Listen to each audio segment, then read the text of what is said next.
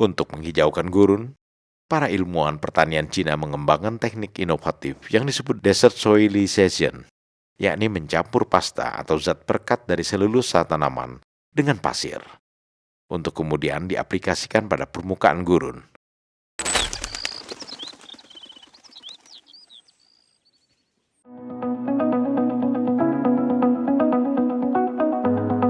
Ribuan tahun yang lalu, ketika dunia barat masih disibukkan dengan pemikiran-pemikiran filsafat yang dipelopori Plato, Socrates, dan Aristoteles, bangsa Cina sudah sibuk dengan kerja nyata yang bermanfaat bagi kehidupan manusia. Mereka telah menemukan ilmu obat-obatan dan mengembangkan ilmu pertanian. Dalam salah satu hadis yang cukup populer, Rasulullah Muhammad SAW pernah bersabda, "Utlubul ilma walau bisin," yang artinya tuntutlah ilmu hingga ke negeri Cina. Hadis ini menunjukkan bahwa Cina pada masa itu sudah menjadi pusat keilmuan. Salah satu mahakarya Cina yang hingga sekarang masih membuat dunia terkagum-kagum adalah tembok besar atau The Great Wall of China yang membentang hingga puluhan ribu kilometer.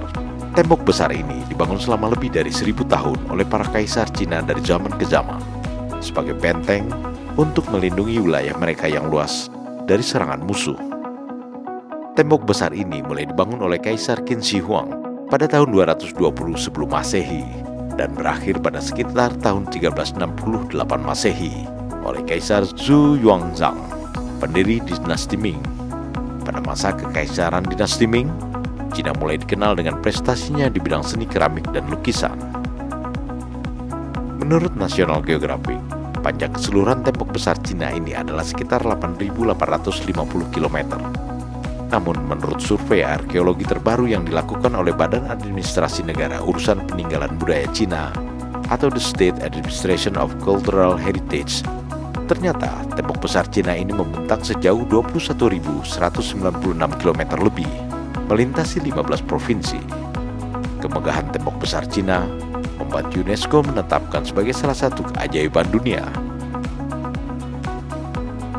Cina seakan tidak pernah puas membuat keajaiban. Di zaman modern ini, Cina berhasil menyulap gurun pasir yang kering dan tandus menjadi hutan yang hijau, serta lahan pertanian yang subur.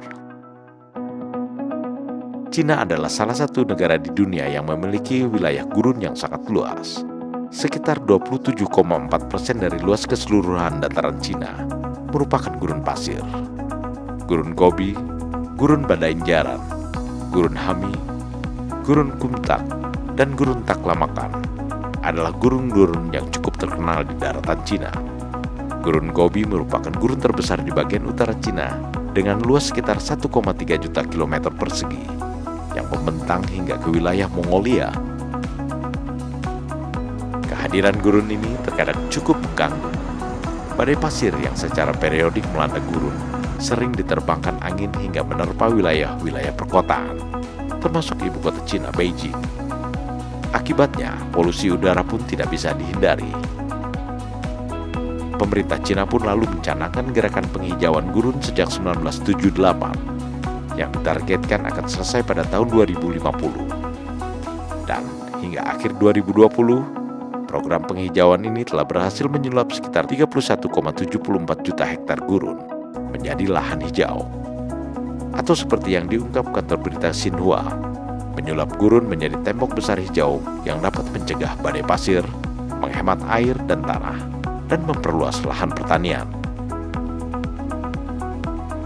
Untuk menghijaukan gurun, para ilmuwan pertanian Cina mengembangkan teknik inovatif yang disebut desert soilization, yakni mencampur pasta atau zat perekat dari selulosa tanaman dengan pasir, untuk kemudian diaplikasikan pada permukaan gurun.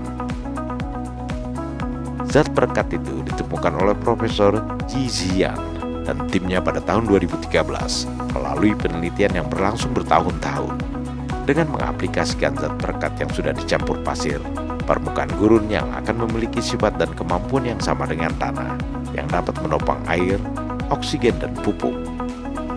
Walhasil, sebagian gurun di Cina kini telah berubah menjadi areal persawahan yang sangat luas.